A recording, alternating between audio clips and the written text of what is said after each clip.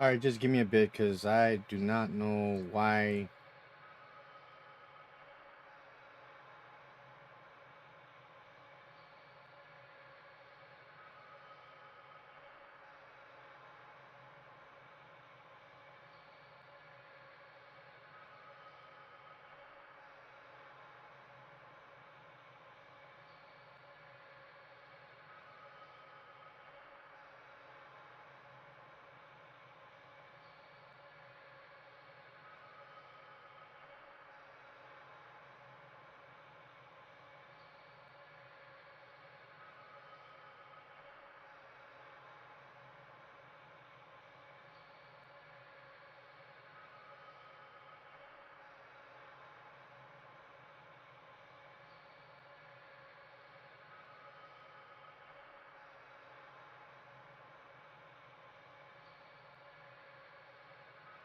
Okay.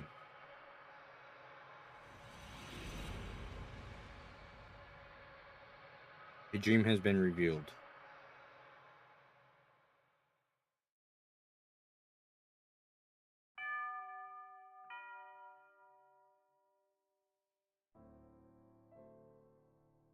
Family members have tears in their eyes when they welcome Kaim back to the on journey. Thank you so much for coming. He understands the situation immediately. The time for departure is drawing near. Hannah's departure.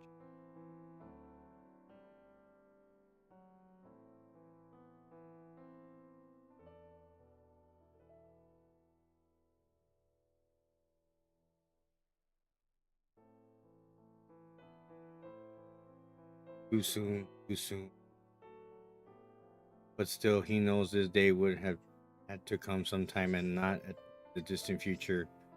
I might never see you again, she said to him with a sad smile. So, when he left on this journey, her smiling face almost transparent in whiteness, so fragile and therefore indescribably beautiful as she laid in bed. May I see Hannah now? He asks. The innkeeper gives him a tiny nod and says, I don't think she'll know who you are, though. She hasn't opened her eyes since last night, warns Cain. You can tell from the slight movement of her chest that she is clinging onto a frail thread of life, but it could snap at any moment. It's such a shame. I know you made a special point to come here for her. Another tear glides down the wife's cheek. Never mind, it's fine, Kaim says. He has been present in innumerable deaths, and his experience has taught him much. Death takes away the power of speech at first of all, then the ability to see. What remains alive to the very end, however, is the power to hear. Even though the person has lost consciousness, it is by no means unusual for the voices of the family to bring forth smiles or tears. Aim puts his arm around the woman's shoulder and says, I have lots of travel stories to tell her. I've been looking forward this my to this my whole time on the road. Instead of smiling, the woman releases another large tear and nods to Kaim, and Hannah was so looking forward to hearing your stories. Her sobs almost drown out her words. The innkeeper says, I wish I urged you to rest up from your travels before you see her, but Kaim interrupts his apologies. Of course, I'll see her right away. There is very little time left. Hannah, the only daughter of the innkeeper and his wife, will probably breathe her last breath before the sun comes up. Kaim lowers his pack on the floor and then quietly opens the door to Hannah's room.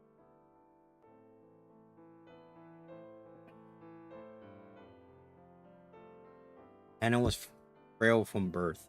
Far from enjoying the opportunity to travel, she rarely left the town or even the neighborhood in which she was born and raised. This child will probably not live to adulthood, the doctor told her parents. To this tiny girl with extraordinary, beautiful, doll-like features, the gods had dealt an all too sad destiny. They had allowed her to be born the only daughter of the keepers of a small inn by the highway was perhaps one small act of atonement for such iniquity. Hannah was unable to go anywhere, but the guests who stayed at her parents' inn would tell her stories of countries and towns and landscapes and people that she would never know. Whenever new guests arrived at the inn, Hannah would ask them, Where are you from? Where are you going? Can you tell me a story? She would sit and listen to their stories with sparkling eyes, urging them on to new episode with, and then. When they left the inn, she would beg them, please come back and tell me lots and lots of stories about faraway countries. He would stand there waving until the person disappeared far down the highway, give only one lonely sigh, and go back to bed.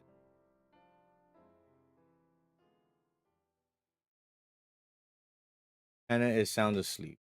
No one else is in the room, perhaps an indication that she has long since passed the stage where doctors can do anything for her. Kaim sits next in the chair next to the bed and says with a smile, "Hello, Hannah, I'm back." She does not respond. Her little chest, still without the swelling of a grown woman, rises and falls almost perceptibly. I went far across the ocean this time, he tells her. The ocean on the side where the sun comes up. I took a boat from the harbor way, way, way far beyond the mountains you can see from this window, and I was on the sea from the time the moon was perfectly round. So it got smaller and smaller and then bigger and bigger until it was full again. There was nothing but ocean as far as the eye can see. Just the sea and the sky. You can imagine it, Hannah. You've never seen the ocean, but I'm sure people have told you about it. It's like a huge, endless puddle. Cain chuckles to himself, and it seems to him that Hannah's pale white cheek moves slightly. She can hear him. She, Even if she cannot speak or see, her ears are still alive. Believing and hoping this to be true, Caim continues with the story of his travels. He speaks no words of parting. As always with Hannah, Caim smiles with a special gentleness he has never shown to anyone else. And he goes on telling his tales with a bright voice, sometimes even accompanying his story with exaggerated gestures. He tells her about the blue ocean. He tells her about the blue sky. He says nothing about violent sea battle that stained the ocean red. He never tells her about those things.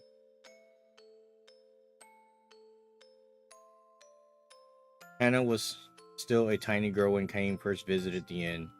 When she asked him, "Where are you from? And will you tell me some stories?" with her childish pronunciation and innocent smile, Cain felt a soft glow in his chest. At the time, he was returning from a battle. More precisely, he had ended one battle and was on his way to the next. His life consisted of traveling from one battlefield to another, and nothing about it has changed to this day.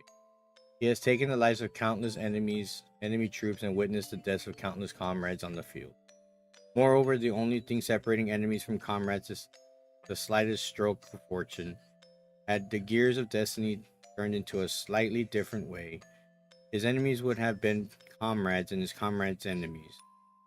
This is the fate of the mercenary. He was spiritually worn down back then and feeling unbearably lonely. As a possessor of eternal life, Caim had no fear of death, which was precisely why each of the soldiers' face distorted in fear, and why each face of a man who died in agony was burned permanently into his. Ordinarily, he would spend nights on the road drinking, immersing himself in an alcoholic stupor, or pretending to. He was trying to make himself forget the unforgettable. When, however, he saw Hannah smile as she begged him for stories about his long journey, he felt far he felt a far warmer and deeper comfort that he could ever obtain from liquor. He told her many things about a beautiful flower he had discovered on the battlefield, about the bewitching beauty of the mist filling the forest the night before the final battle, about the marvelous taste of the spring water in a ravine where he and his men had fled after losing the battle, about the vast boundless blue sky he saw after battle.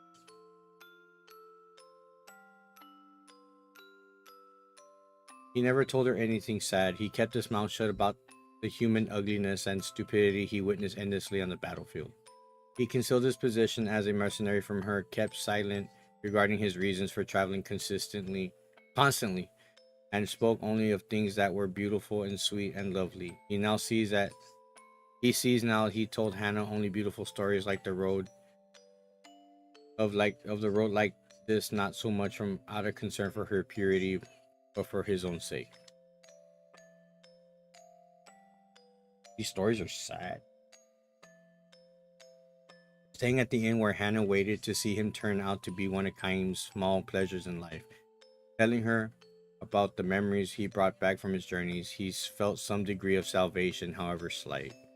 5 years, 10 years, his friendship with the girl continued. Little by little, she neared adulthood, which meant that, as the doctors had predicted, each day brought her that much closer to death.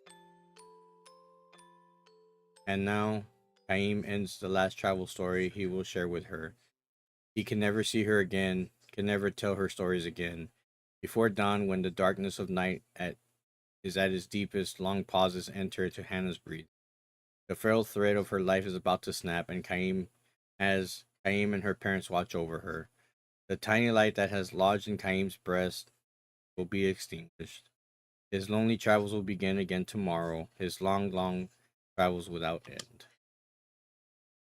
You'll be leaving on travels of your own soon, Hannah, Kaim tells her gently. You'll be leaving for a world that no one knows, a world that has never entered into any stories you have heard so far. Finally, you'll be able to leave your bed and walk anywhere you want to go. You'll be free. He wants her to know that death is not sorrow, but a joy mixed with tears. It's your turn now. Be sure to tell everyone about the memories of your journey. Her parents will make the same journey someday. And someday Hannah will be able to meet all the guests she has known at the end, far beyond the sky. I, however, can never go there. I can never escape this world. I can never see you again. This is not goodbye. It's just the start of your journey. He speaks his final words into her. We'll meet again. His final lie to her.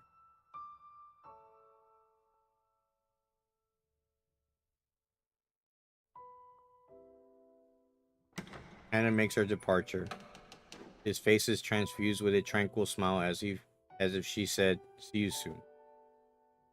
Her eyes will never open again. A single tear glides down her A single tear glides slowly down her cheek.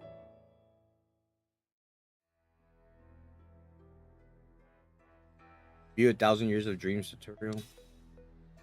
Time's mind is filled with lost pieces of past memories. Certain sites of conversations can bring these memories back in the form of dreams. To view episodes from 1,000 Years Dream Again, rest at any inn or bed and select them from the start menu. You can see these episodes in any number of times. When viewing an episode from 1,000 Years of Dreams, you can pause by pressing start or cancel. Okay. Nope.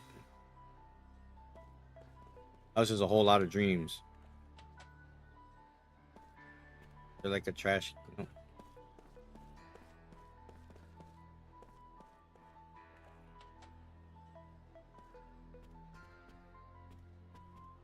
Have you been to Europe for a long time? It's my first time. I'm looking for a job. Okay. Anyways. Trying to see if there's any treasure chests in any of these rooms. Oh, wait. No, see. Our dear guests, do you have any questions? Okay. That's a guest book. Came here for our honeymoon. We never forget this experience of a lifetime. We'll treasure for. It rained the whole time. How could I have any fun? It's like bad weather. Just this stuff.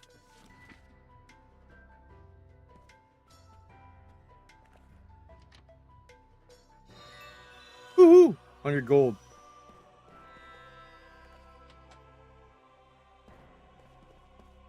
See? Treasure chest. Play search. Holy Night Charm. Nice.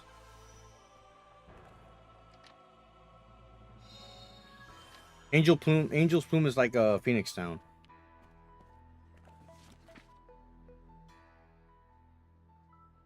Earth Street Map, Great Gate, Downtown Ura, the Palace, Transport.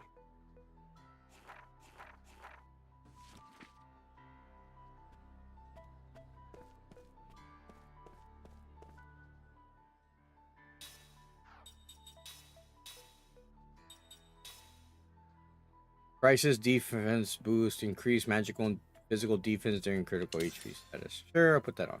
Because you can learn.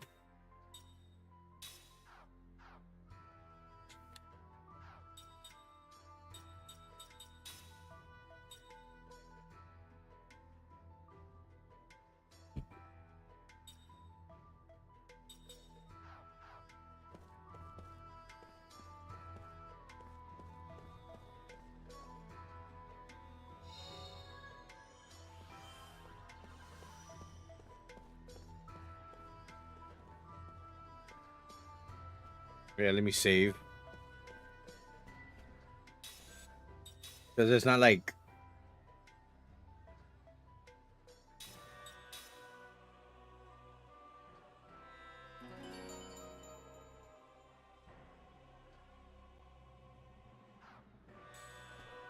I need to figure out why XSplit kept crashing. That shit was annoying.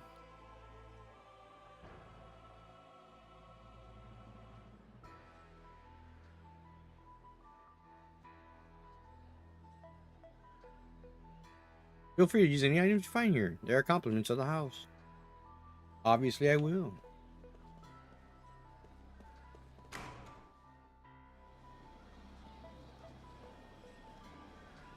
I wonder if the weapons keeper is back. Probably not. Whoop, sorry. Oh, look out. Sorry, miss.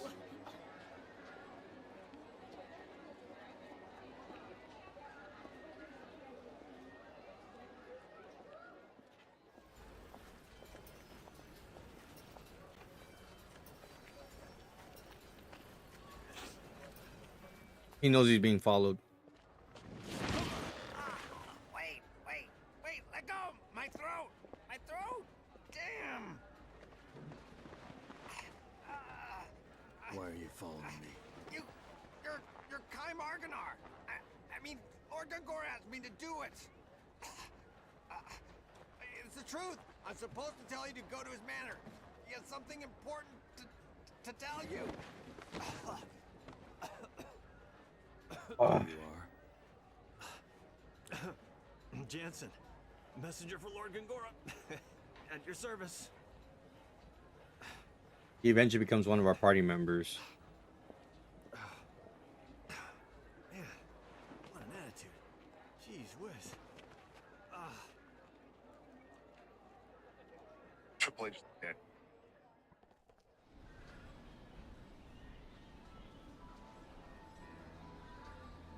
Okay.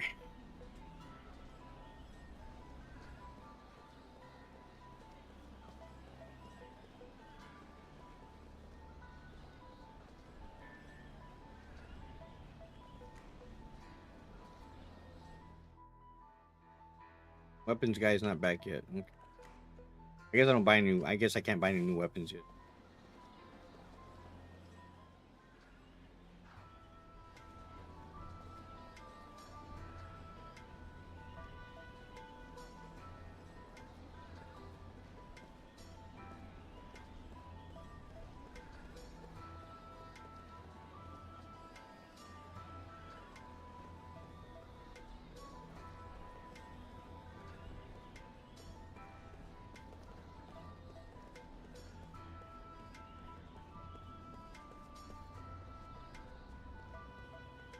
I obviously try to save as much as I can.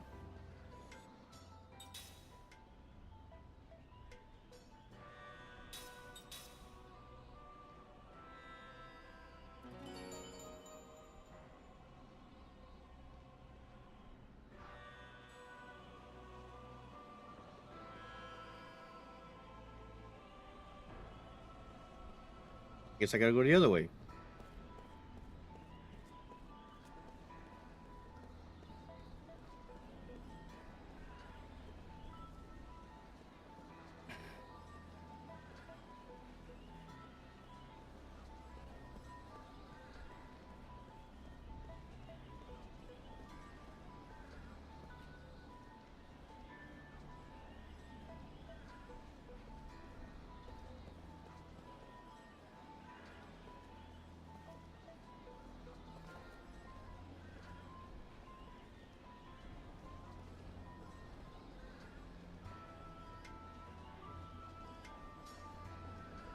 Could it be true? So I guess there could be soldiers in front of the dude's house. Central Square. House is at the station, but the monorail and taxis. Okay, yeah. I don't know if it's this way. Probably the other way. It's probably more north, to be honest.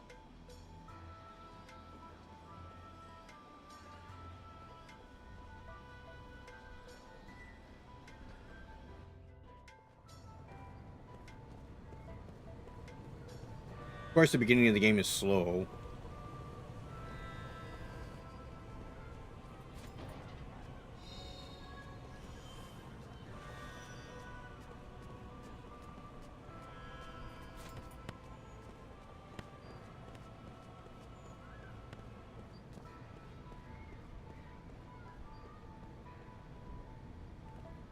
course, you could check all these little trash cans and stuff.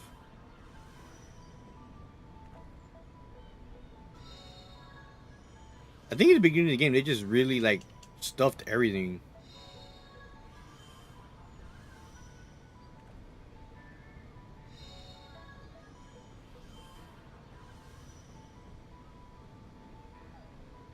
Hey, doggy.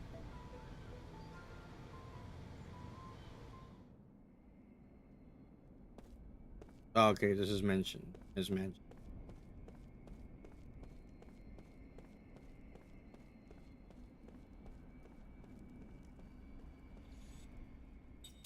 Like I said, I save every chance I get. Especially since we have a storm out here. That, that's another reason.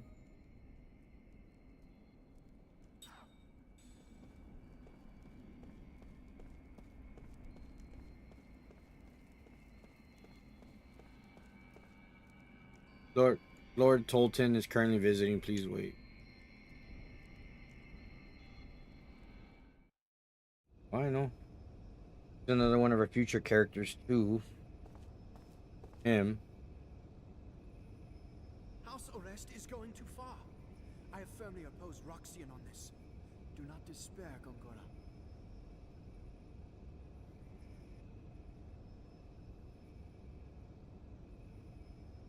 Thank you, Your Majesty.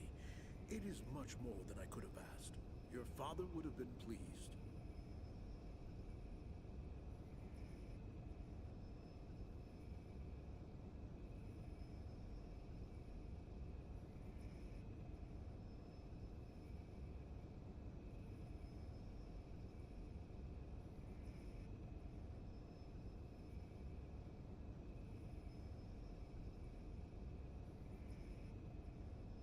I could never fill my father's shoes.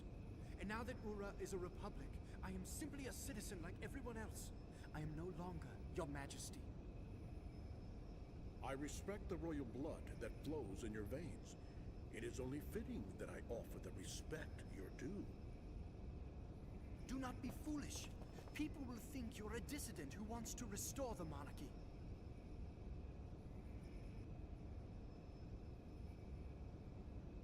I'm truly happy that you have come to see me. You've always been so kind. You taught me the rudiments of magic. I cannot help but be kind to you in return. I cannot understand Roxian. I believe he intends to stop work on Grand Staff.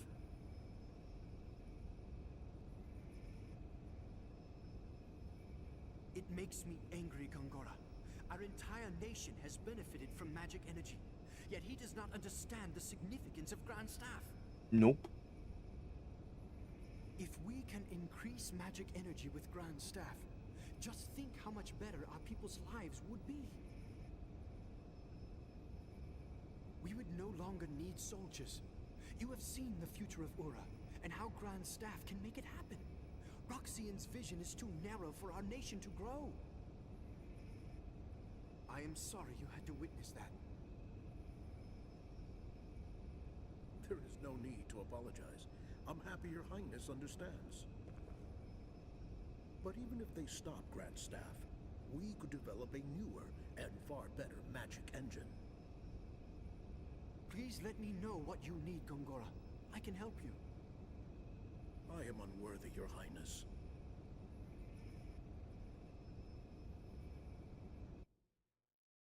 He's royalty, but royalty no longer rule no longer exists in the Republic.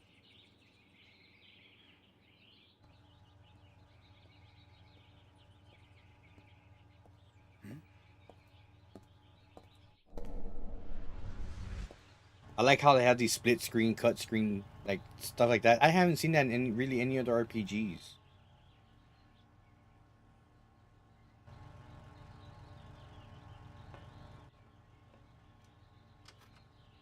Please, go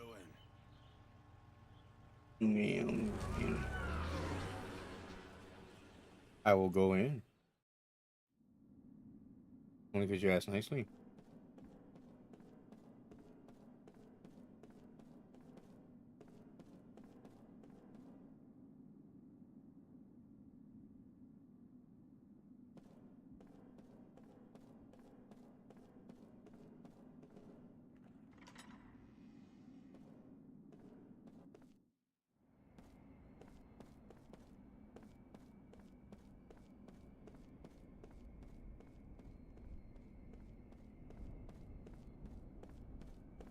I don't know if I know there's items that we can get in here. I'm just not sure if it's now or later.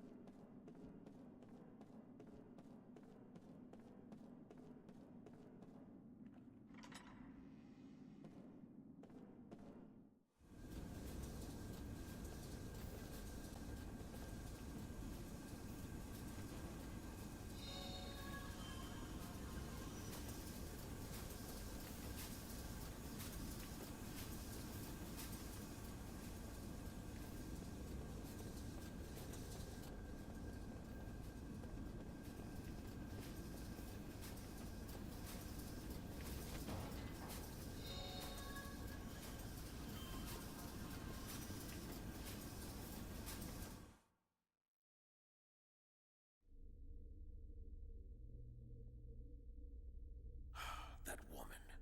How could she be in Ura without me knowing?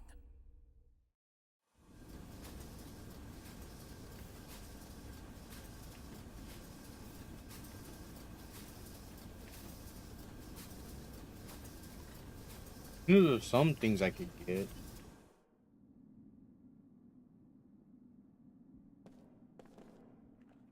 That's the lift. I think they were.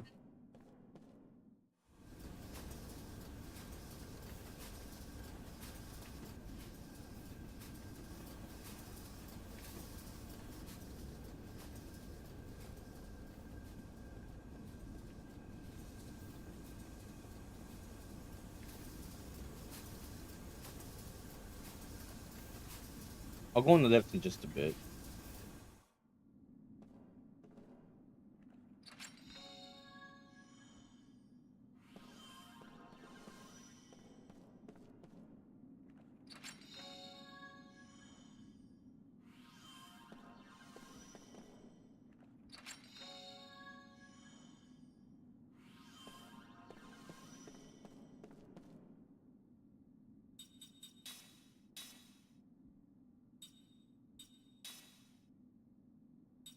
So Berserker Necklace increased magical and physical attack power during critical status. Reveals the types of elements of enemy.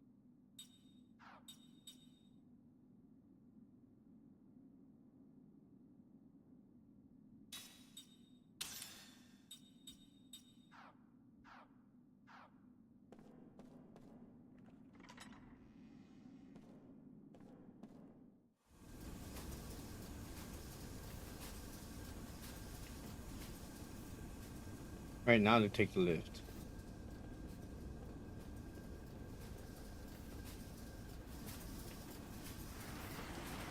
And up we go.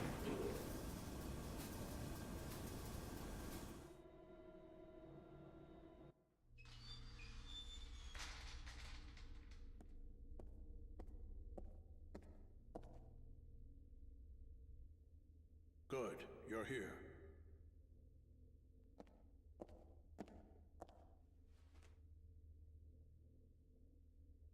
I asked you here for only one reason. Hold on. What is it? Oh no. Great, here he comes. Hey, whoa, hey, you are really short-tempered. Hey, I don't have a sword, okay? Easy. Why are you here? I told you I'm just a messenger. I came to see if you really come or not, which you have, so that's good. That's enough, Kaim. He's on our side. Thanks. A little late, though. We can use him. He's cunning and quick, and he has many connections.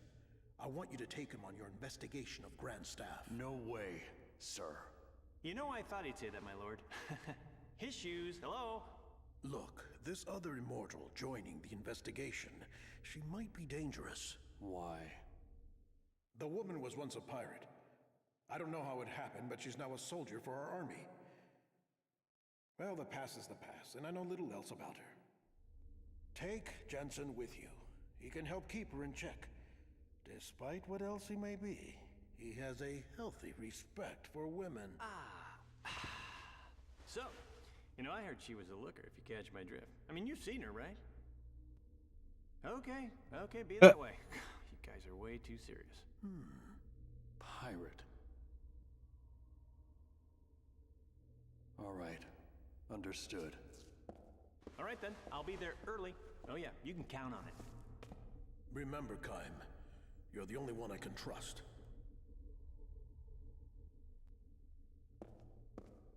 I can't leave here for a while. The Grand Staff is my life's work. So if something is wrong, I want you, with your immortal powers, to find out what it is. Understood? You'll be briefed later. You should go now. I'll be right behind you. Oh, he's gonna be fun to work with. This is for your trouble. Wow, nice. You know, my lord, I've been thinking, working with this guy, it's like playing with fire. I mean, did you see his eyes? I mean, that's creepy. I got a bad feeling about this whole thing. I mean, this little guarantee is not gonna be enough, I'm afraid, to keep an eye on him. You're gonna have to give me a little bit more, you know what I'm saying?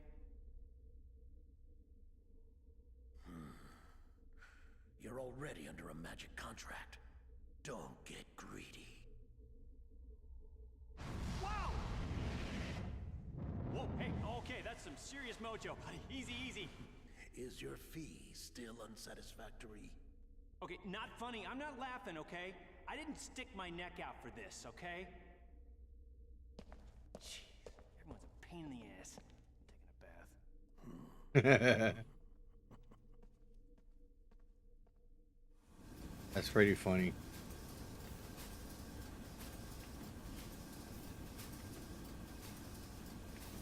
Feel free to take any supplies to the mansion for your own use. Lieutenant Aguilar Gungor gave his permission. Well, I already took the stuff, so.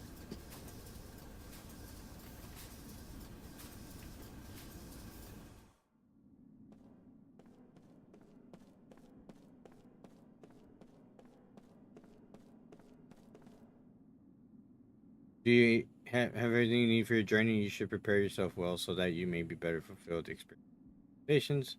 Having you come in and out of here could damage reputation. The council won't look kindly. You won't be allowed to re-enter the mansion once you leave. Are you sure you want to leave? I think I found everything I needed, basically.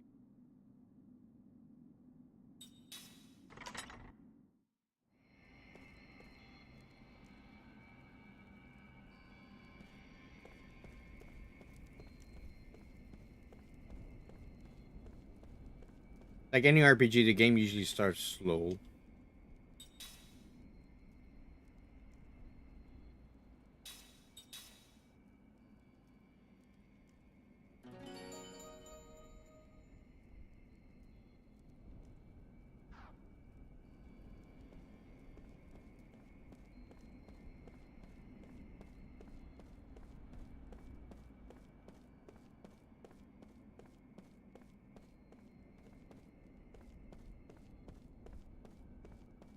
Okay, nothing.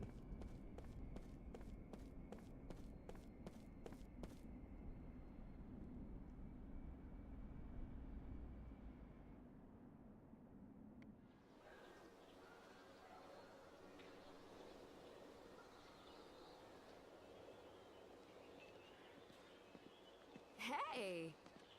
I've been looking everywhere for you.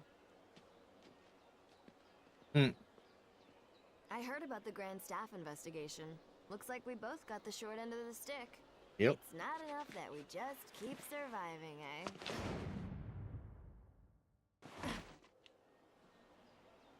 There's always something. So, what did you learn in the council? Nothing to do with you. Oh, really? Say, haven't we met somewhere before?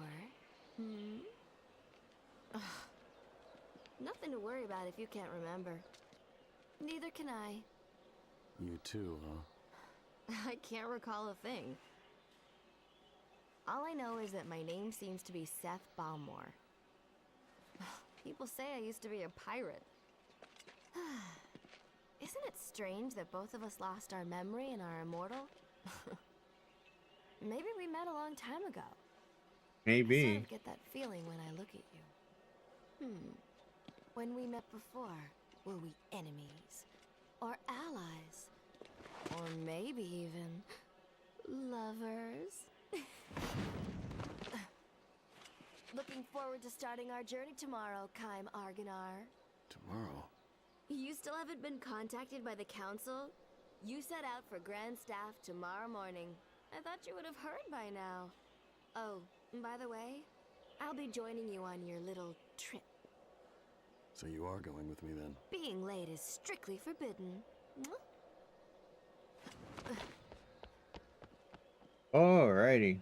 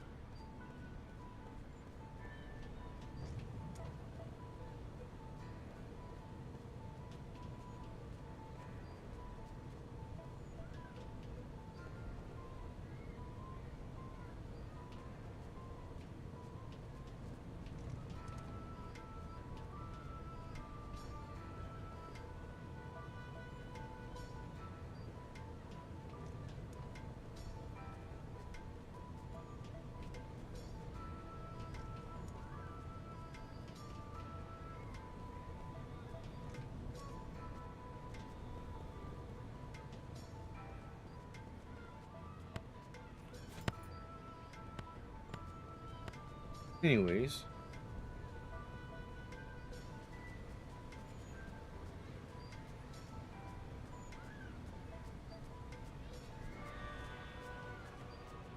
Memory.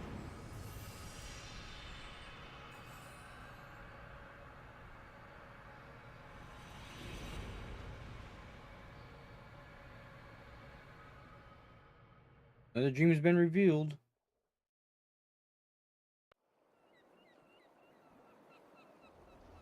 Lovely white flowers mark the town. They bloom on every street corner, not in beds or fields as set aside for decoration, but blending naturally and in profusion with every row of flowers, houses, as though the buildings and the blossoms have grown together. The season is early spring and snow still lingers on the nearby mountains, but the stretch of ocean that gently laps the town's southern shore is bathed in refulgent sunlight. This is an old and prosperous harbor town. Even now, each day it appears to see many cruise ships and freighters come and go. Its history, however, is sharply divided between the time before and the time after the event that happened 1 day ago. People here prefer not to talk about it. Graved on the watershed engraved upon the town's chronology. The memories are too sorrowful to make stories out of them. Kaim knows this, but because he knows that he has come here. Passing through, the tavern master asks him. As the sound of his voice, Kaim responds, "You're here for the festival, I suppose. You should take your time and enjoy." The man is in high spirits. He has joined his customers in glass after glass until now, and is quite red in the face, but no one shows any signs of blaming him for overindulging.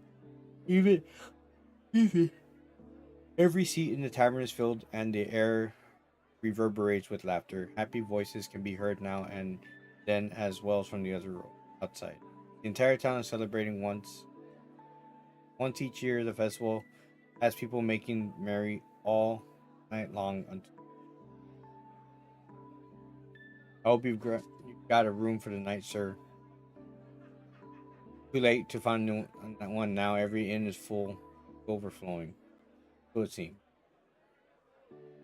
Oh God. Excuse me. No, Not that anyone would be foolish enough to spend a night like this. Spend a night like this quietly tucked away under the covers. The tavern master winks at Kime as to say, "Not you, sir. I'm sure. Tonight we're going to have the biggest, wildest party you ever seen, and everybody's invited, locals or not. Drink, food, gambling, women. Let me know what you want." Kime sips his drink and says nothing because he is planning to stay awake all night. He has not taken a room, though he has no plans to enjoy the festival. Kime will be offering up a prayer at the hour before dawn when night is at its darkest. He will leave town. He will leave the town, sent off by morning sun as it pokes his face between the mountains, and just as he did at the time of his last visit. Back then, the tavern master, who a few minutes ago was telling one of his regular customers that his first grandchild, excuse me, is about to be born, was himself just an infant. This one, this one's on me. Drink up," says the tavern master, filling Kyle's shot glass. He appears at Kime suspiciously and says, "You did come, you?" "No, not really," says Kime. "Don't tell me you didn't know about it. You mean you came here by pure chance?" "Well, if you come here on business, forget it. You'll never get serious talk out of anyone's." Tavern Master goes on to explain what's so special about this. "You must have heard something about it. Was a long, long time ago." Oh my god, I can't stop yelling. That's not good. Uh, this town was almost completely. There are two kinds of events that divide history before and after this. One is the birth or death of some great hero or savior. The other is something like a war or plague or natural disaster. What divided this town's history before and after was violent earth. It happened without warning and gave the soundly. It happened without warning and gave the soundly sleeping people of the town no chance to flee. It cracked open up the earth with a roar, and roads and buildings. Fire started, and they spread it, and the spread in the twinkling of an. Almost everyone was killed. Or you probably haven't imagined it. All I know is what they taught me in school and what does Resurrection Festival. It was something that happened once in a lifetime. I live here, and that's what it means to be me. So a traveler like you probably can't even begin to imagine what it's like. Is that what they call? I lost myself.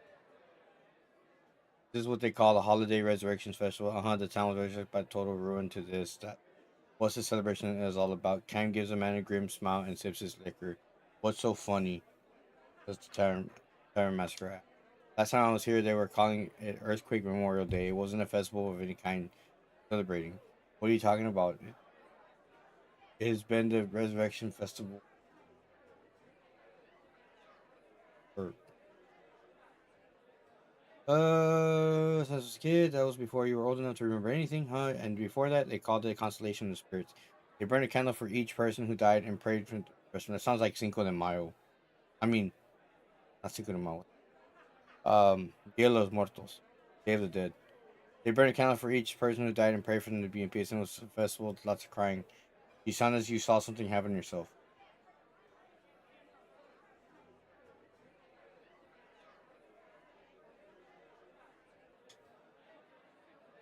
Tavern Master laughs with a loud snort. "You look sober, but you must be plastered out of your mind. Now listen, it's festival night, so I'm gonna let you off the hook for pulling my leg. Don't say stuff like that in front of the other townspeople. All of our ancestors, mine included, are the ones who barely escaped with their lives." Kime knows full well what he is doing. He never expected a man to believe him. He just wanted to find out for himself whether the townspeople were still handing down the memories of tragedy, whether deep down behind their laughing faces there still lingered a sorrow that had been passed down from the father's foretime. Called away by one of his other customers, Tavern Master leaves Kime's side, but not without first delivering a warning. "Be careful what you say, sir. That kind of nonsense can get you in trouble. Really, think about it. An earthquake happened all of a sudden. Think about it. The earthquake happened all of 200 years ago. Kime does not answer. He sips his liquor in silence. Among the ones who died in the tragedy 200 years ago were his wife and daughter. Of all the dozens of wives and children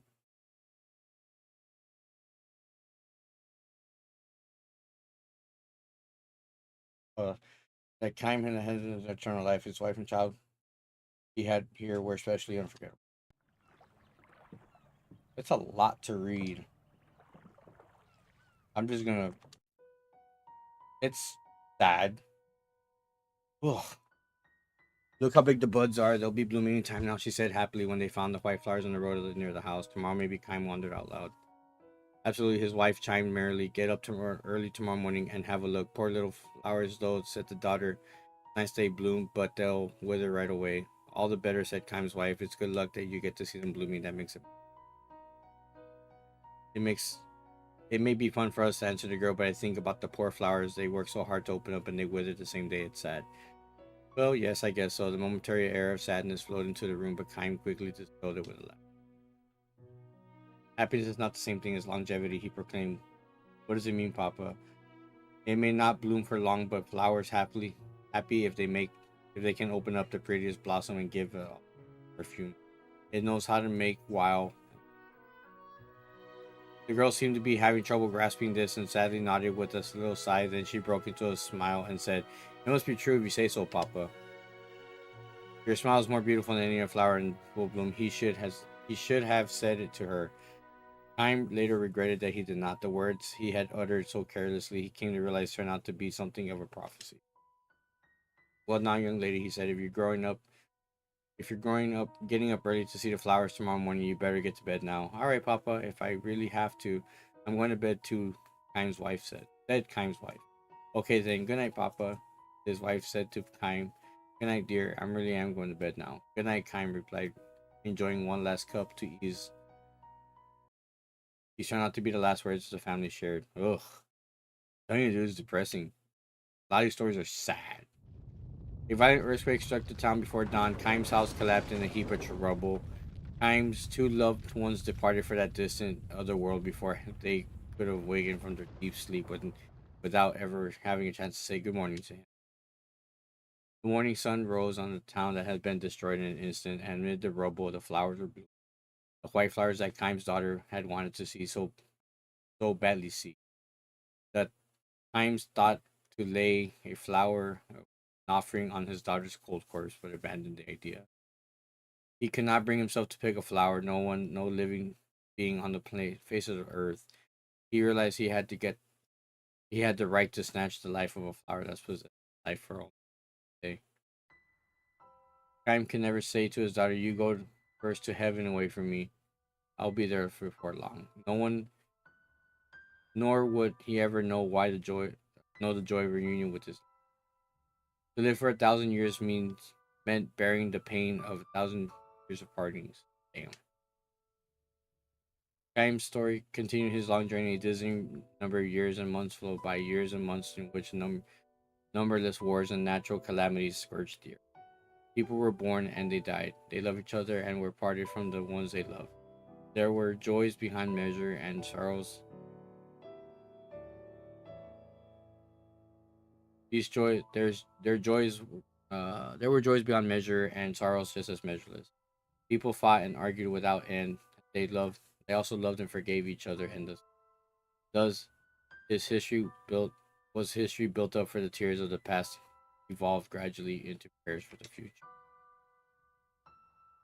Graham continued his long journey. After a while, he rarely thought about the wife and daughter with whom he had spent those short few days in the harbor town. He never forgot them. Graham continued his long journey, and in the course of his travels, he stopped by this harbor town. At night, deep. Jesus Christ, there's a lot to read.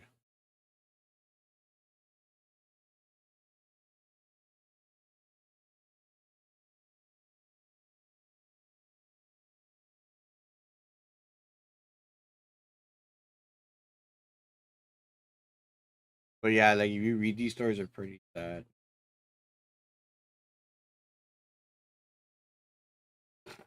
I'm sorry, I'm breathing. I might breeze through some of these because it's like just as Kaim nods in a signal and understanding of his tavern keeper word, a somber melody echoes through the square. This is the hour when the earthquake destroyed the town. All the people assembled here closed their eyes, clasped their hands together, and offered a prayer. The tavern master and came among them. Among them, to Kaim's closed eyes comes the smiling face of his dead wife and daughter. Why are they so beautiful and so sad, these faces that will leave all their hearts that tomorrow is sure. Music ends, the morning sun climbs above the horizon, and forth throughout the town blossom mountains white flowers. During years, white flowers have changed. The scientists have hypothesized that the earthquake may have changed the nature of the soil itself, but no one knows the cause for sure. The lives of the flowers have lengthened. Where before it would bloom and wither into space in a single day, now they hold their blooms for 3 to 4 days at a time, moistened by the dew of the night, bathed in the light of the sun. The white flowers strive to live their lives to the fullest, beautifying the town as a striving to live out the portion of their life denied to those whose morals were snatched away from them forever. Yeah, that's a lot to read. Jesus.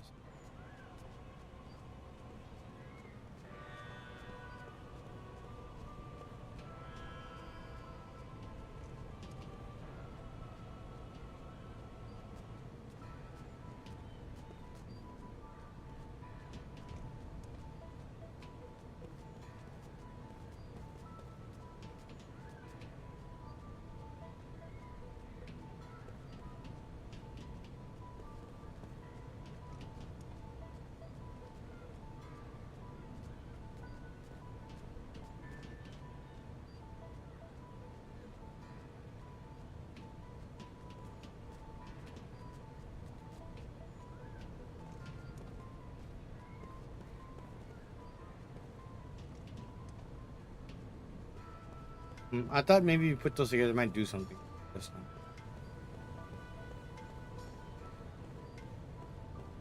This game has a lot to read too.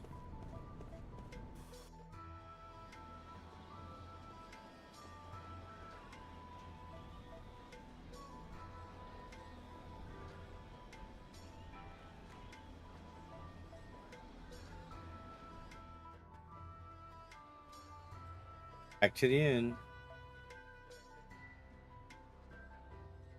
You are to report to the Great Gate for your next mission. If you head to the station, you can either take the monorail or pick up a taxi to the Great Gate.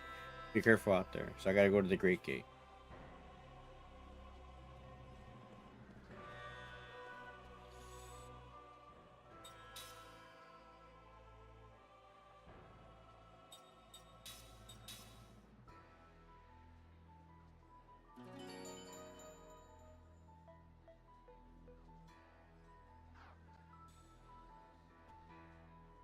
I'll be right back.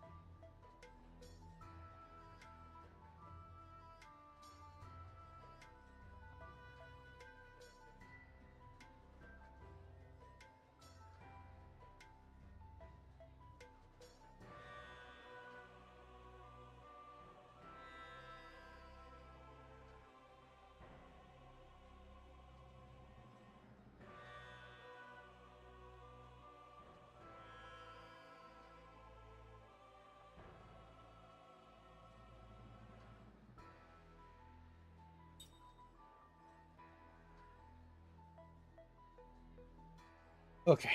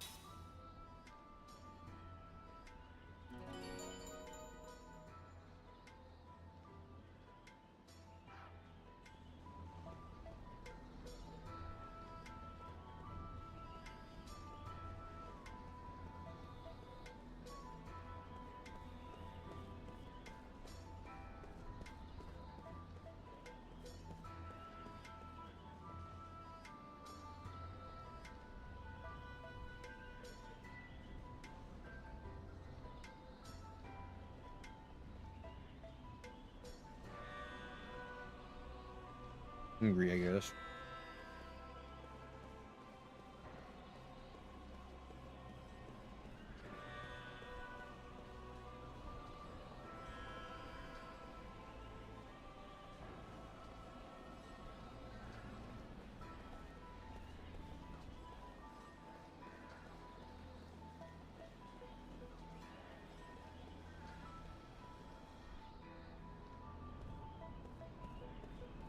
Come on, guys.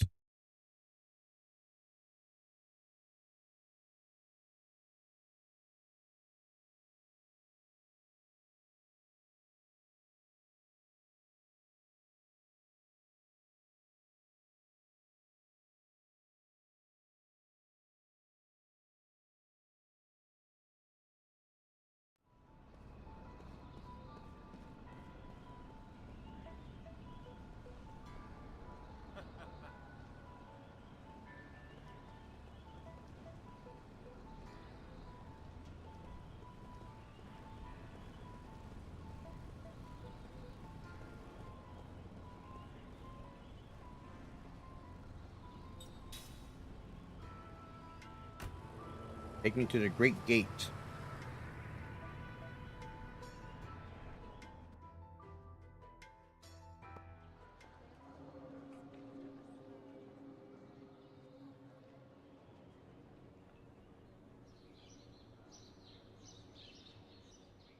Why aren't we leaving? We should have already been gone by now. I'm waiting for somebody. What? Who? There's somebody else on the team. Huh? I haven't heard about that. I have.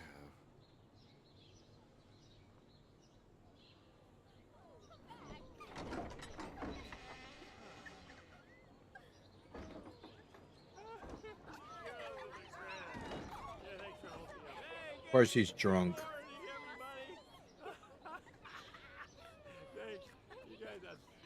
What the? This is the other guy? Yeah. Whoa, baby. What a... I can't believe my luck. Reeks of booze. Why are you late? Can't you tell? A man's got to do certain things before leaving on a mission like this, and I know what I had to do. Jerk. Thank you, my lovely. Do or die Johnson is now off to meet certain death. Miss you. Oh, Jensen, come back to us. We still have that bar Oh, that is for so you. sweet. I know. Oh, don't say that. That's so nice. Oh, you girls, I'm already missing you. Okay, can I have just 15 more minutes? I need 15 for her, and her. That's 45 minutes. That's all I'm asking. Like we would wait for you, you worthless drunk. That hurt. That's You not very poor nice. things. I think I You was know very what? good. You're free to go. Thanks for bringing him to us. Well, thank you. You're such a doll. You come and play with us next time, honey. More than Hey, that. don't touch me. Get out of here. Oh, that's not very He's the nice. comic relief. Okay, bye-bye, girls. Don't cry. I'll be back. Don't worry. Okay. Bye again. Great. Just what we need. More useless baggage. Hey, that's not nice. I ain't gonna come in real handy. You know, you can count on it. Oh, hey. Who's counting on what? Ow. Ugh. Hey. Man, you are so angry. What is your problem? Hey, you ready?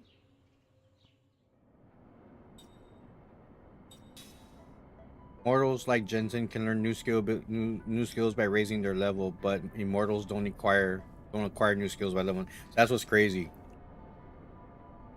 But you can link a skill from a mortal. Yeah, I remember that. By selecting immortal, all their skills learned will be displayed. Select the skill you want to learn, and a link will be established. So that's like, well, you get to be immortal, but you can't learn new shit.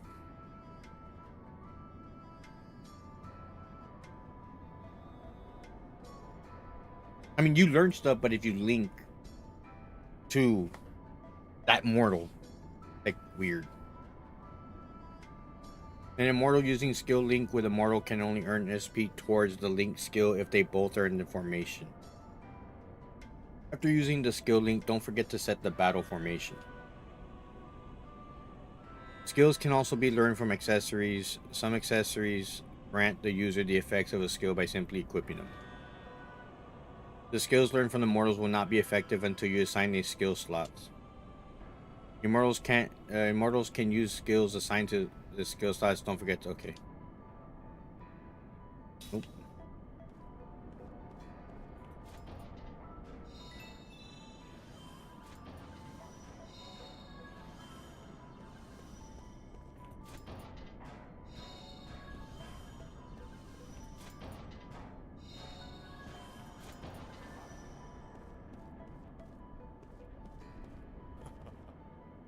So you're the rumored immortal Kaim Argonar. I heard that you under orders to investigate the Grand Staff past the Epsilon Mountains, am I right? I have to warn you though that the Epsilon Mountains are home to all kinds of ferocious monsters. Even if you're really immortal, as you say, crossing the Epsilon Mountains is like walking into death's grasp. Well, as everybody keeps bringing up, he's immortal, brother. I'm the immortal Hulk Hogan, brother. What you're gonna do, brother, with the immortal Hulk Hogan? Brother Mania, brother. I don't know. Just trying to be funny. Well, this is quite a rare running into travelers in a place like this. Hey, that's the shopkeeper that was out of town. If you're going on a journey, then you sure luck out running into me. I just got some new wares in stock, so take a look what I have to offer. Beyond the Great Gate is a dangerous region infested with monsters. You best prepare if you're traveling through there. From equipment to medicine, I got everything you need. Okay, cool. What you got? I have 13 healing medicines.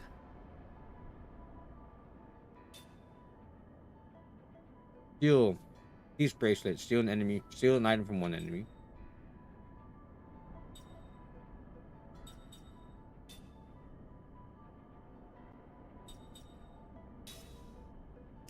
Let's get some I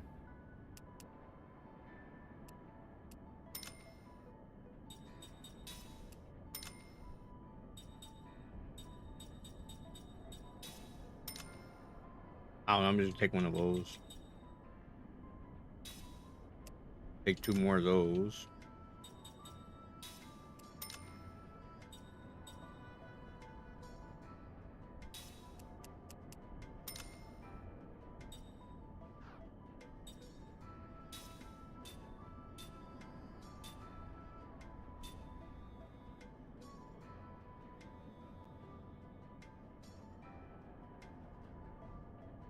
Okay, so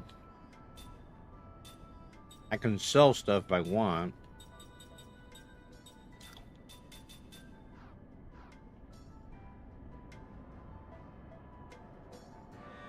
Well, you didn't have any weapons per se, but so valuables.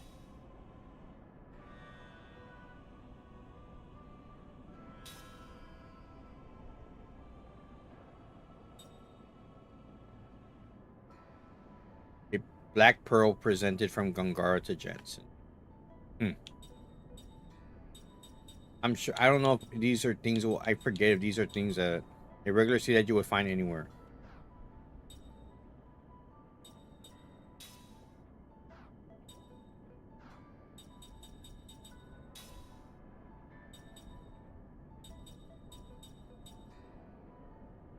We can make a bruiser ring, but I don't have any guardian ore.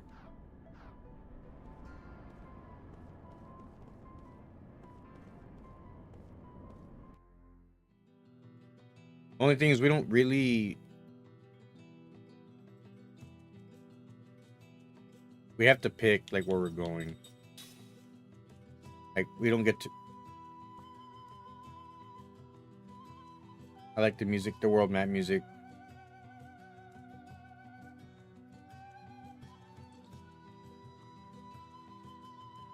I wish we would just run on the world map, you know, to the next destination, but nah, it doesn't work that way. Epsilon Mountain. Quick, easy, bug. I just gotta follow him. This is like a death march. Hey, we gotta get through that? There's no road. Pull yourself together. If this is all it takes to wear you out, we're in trouble. Yeah, well, I don't wear out in bed. Once we get through here, Oh. there's the Ypsilon Range.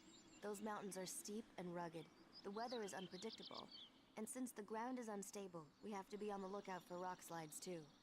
Of course, I expect to see you take a tumble into the canyon before we see any rocks doing it.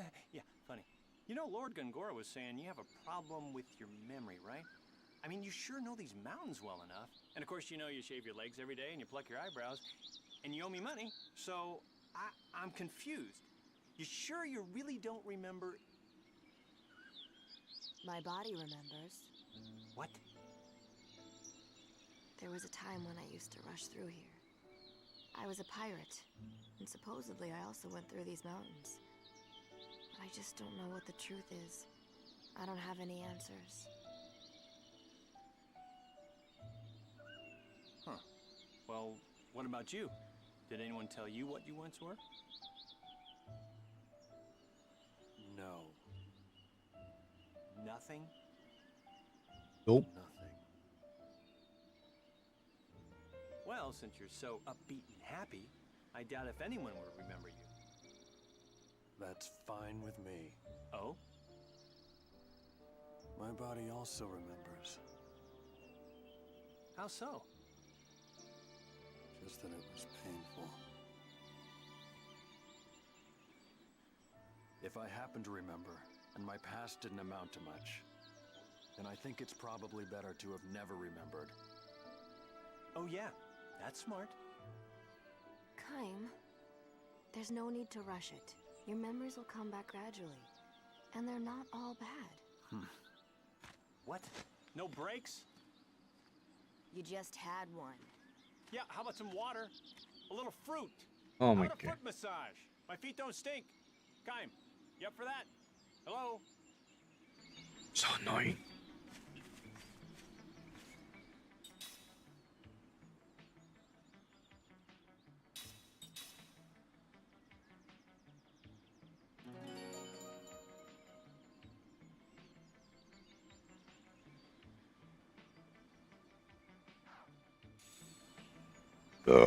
Excuse me.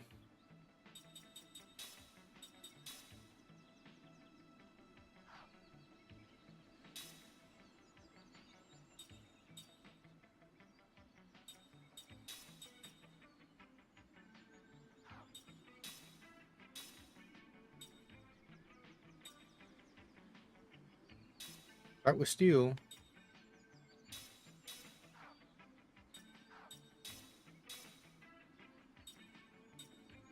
Oh, she's a pirate. I should teach her.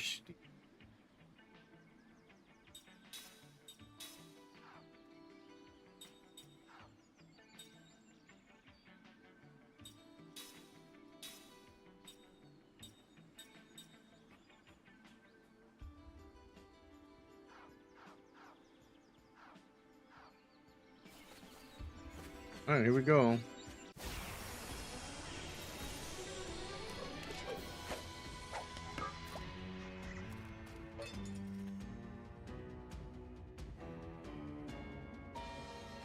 Yes, yes.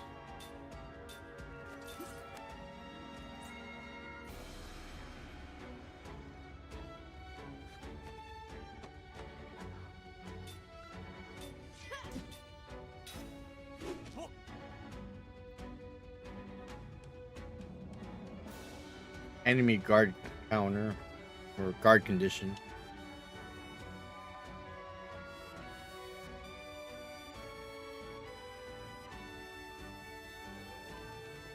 Oh, okay. Guard condition is made up of the total HP in the front row. By attacking the enemies in the front row, you can reduce the guard condition easy enough. Get rid of these enemies in the front row, and the back row will start losing their defense.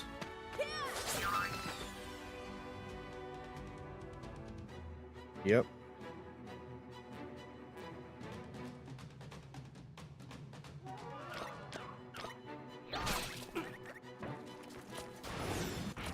Oops.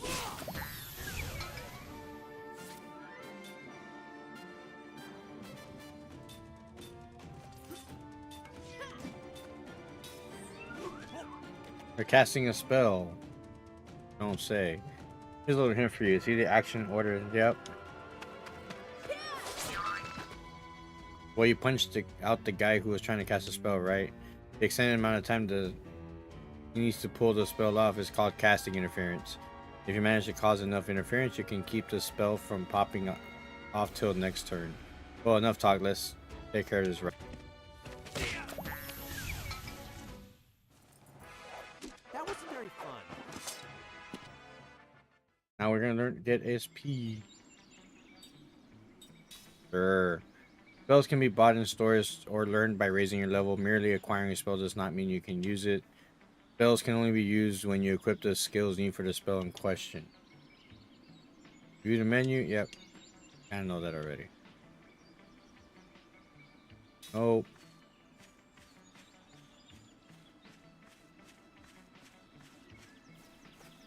Oh wait.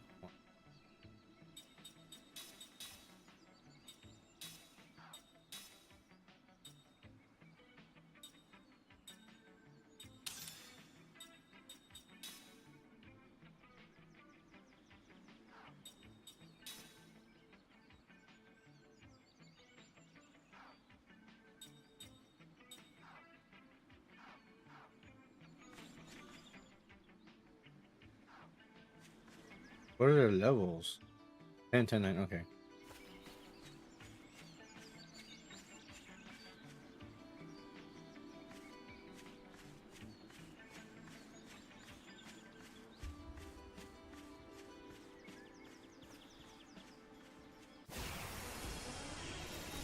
Guess we have no choice.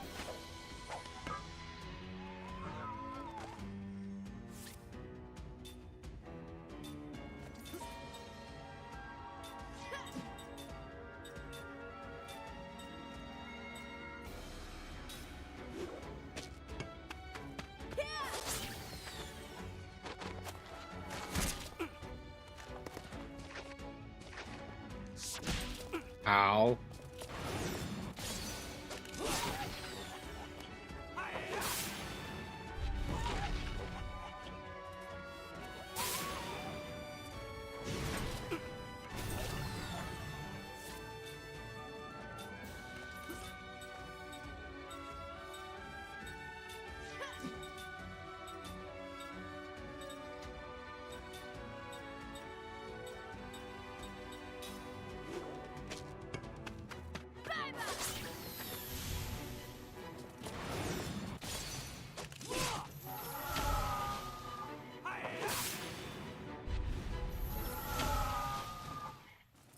Sweet. Oh, that was easy!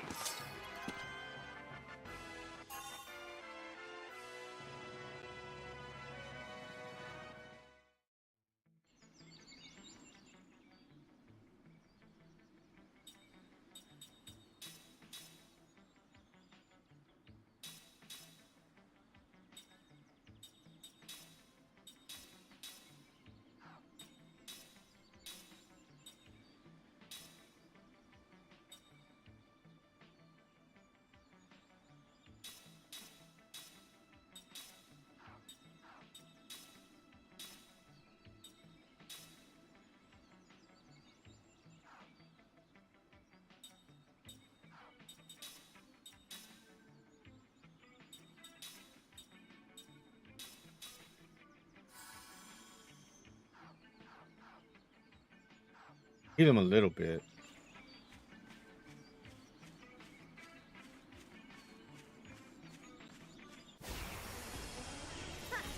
Not too smart, eh?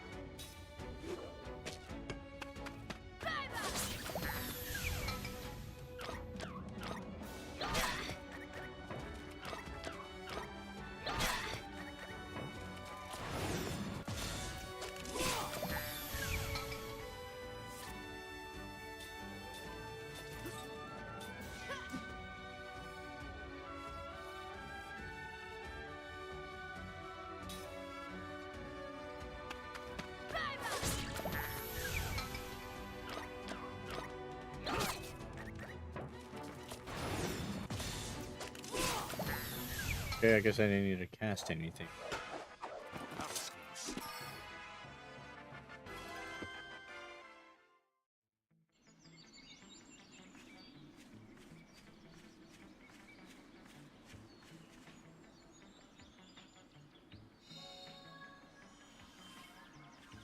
And some goodies.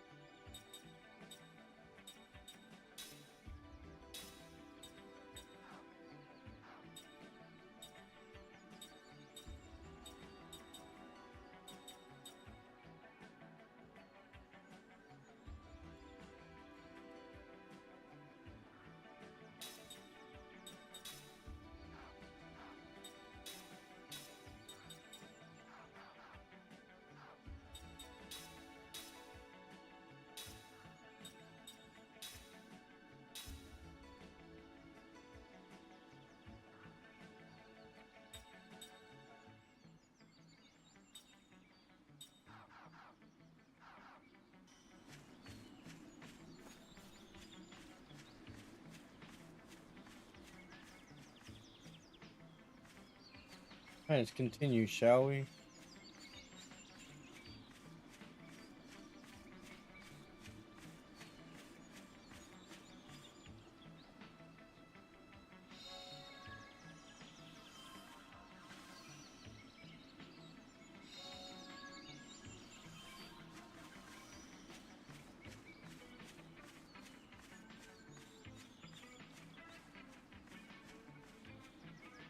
I like finding all these goodies.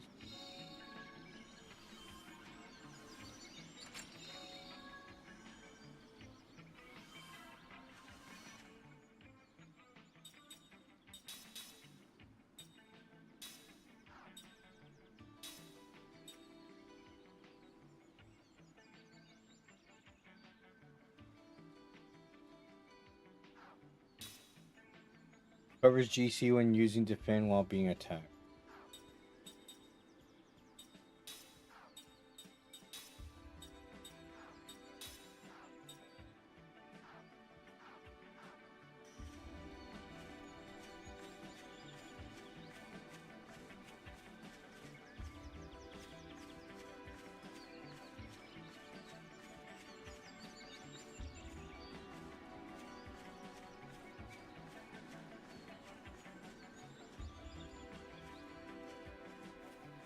Yeah, I'm thinking once we get near our next save point, I might just save. Stop.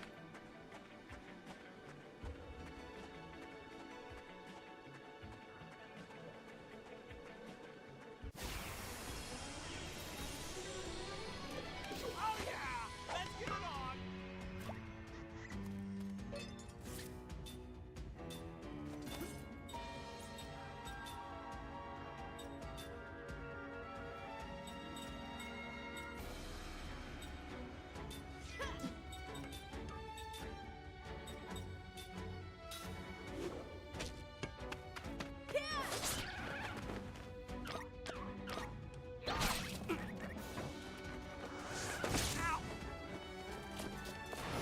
Oops.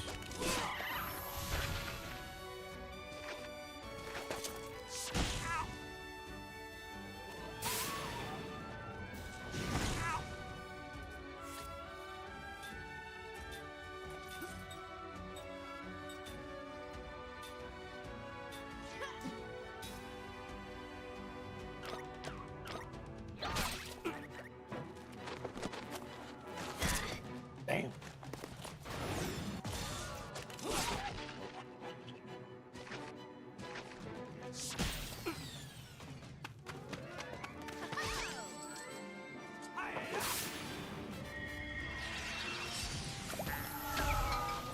Nice. I am the greatest.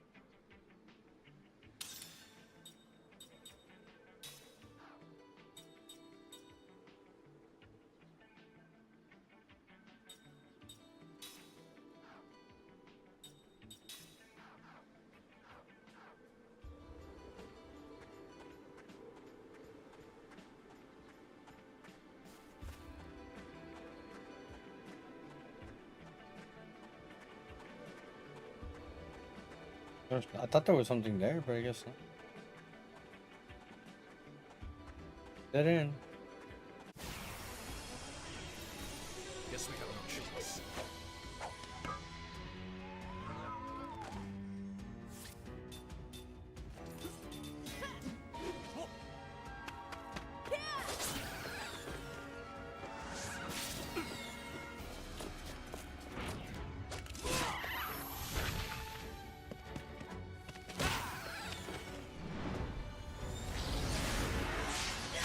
Oof.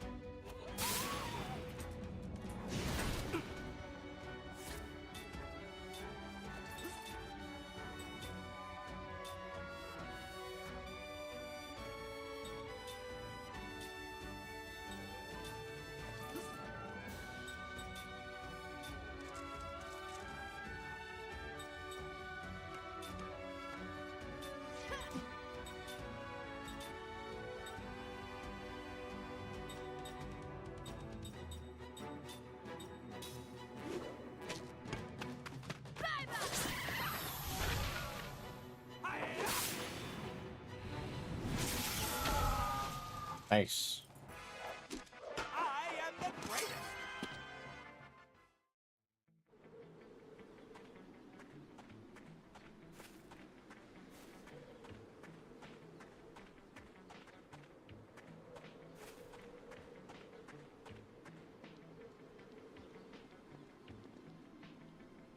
But we're somewhere.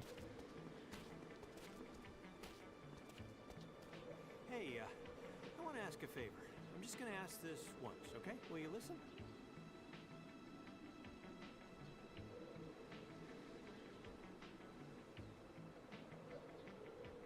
All right already. What do you want?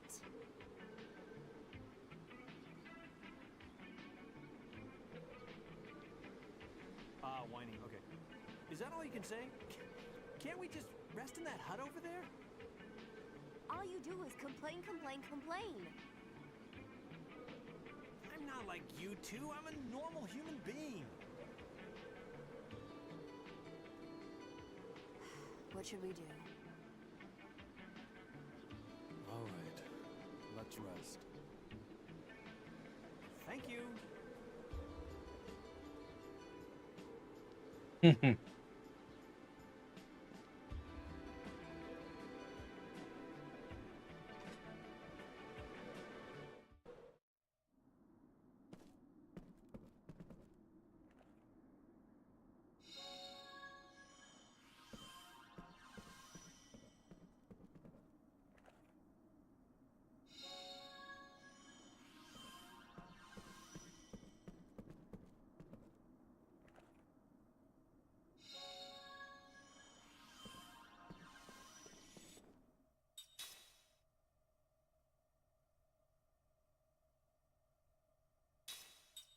this is where I'm gonna go ahead and stop.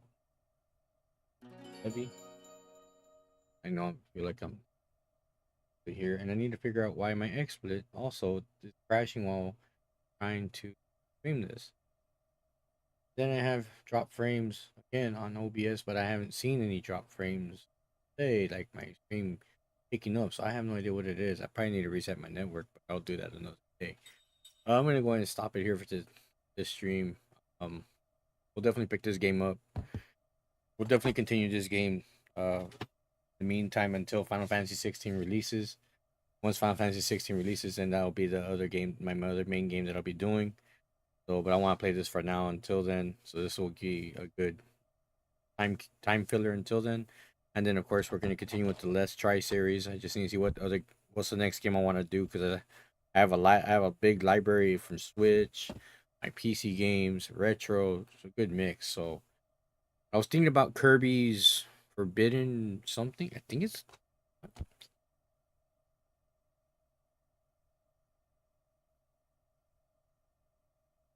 Kirby in the Forbidden Land. Kind of gave me like Breath of the Wild vibes in a sense because it's open world. Well, open level, not world, but close enough. But anyways, y'all have a good night, and I will see you on the next one.